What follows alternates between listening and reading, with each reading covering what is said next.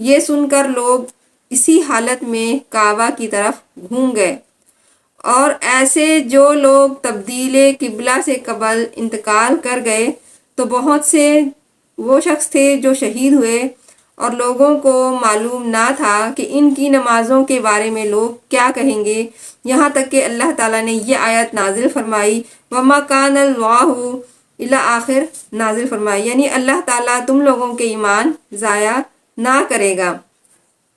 اس بارے میں ہے کہ اللہ تعالیٰ فرماتے ہیں کہ بہت سی حدیثیں مروی ہے کہ اگرچہ آپ اللہ تعالیٰ سے تبدیلی قبلہ کے خواستگار تھے، بالآخر اللہ تبارک و تعالیٰ نے آپ صلی اللہ علیہ وسلم کی دعا قبول فرمائی اور آپ نے سب سے پہلے عصر کی نماز پڑھی۔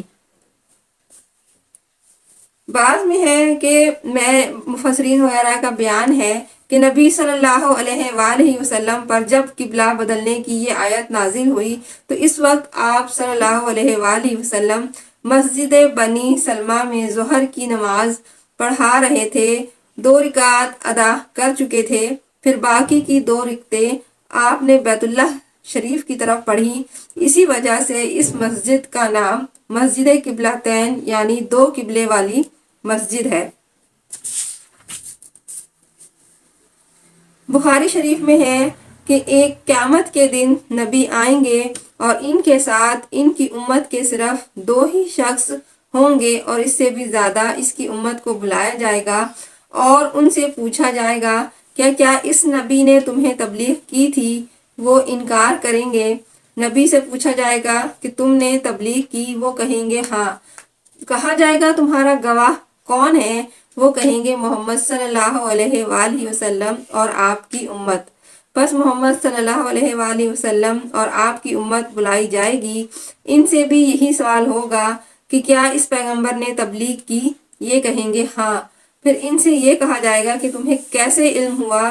یہ جواب دیں گے کہ ہمارے پاس ہمارے نبی آئے اور آپ نے خبر دی کہ انبیاء علیہ السلام نے تیرا پیغام اپنی اپنی امتوں کو پہنچایا۔ ابن حاتم میں ہے کہ رسول صلی اللہ علیہ وآلہ وسلم نے فرمایا میں اور میری امت قیامت کے دن ایک اونچے ٹیلے پر ہوں گے، تمام مخلوق میں نمایاں ہوں گے اور سب کو دیکھ رہے ہوں گے۔ اس روز تمام دنیا تمنا کرے گی کہ کاش وہ بھی ہم میں سے ہوتے جس نبی کی قوم نے اسے جھٹلایا۔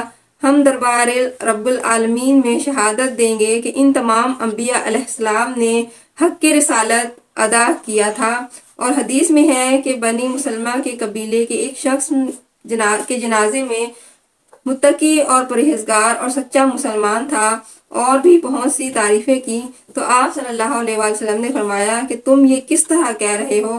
اس شخص نے کہا حضور صلی اللہ علیہ وآلہ وسلم پوشیدگی کا علم تو اللہ تعالیٰ ہی کو ہے،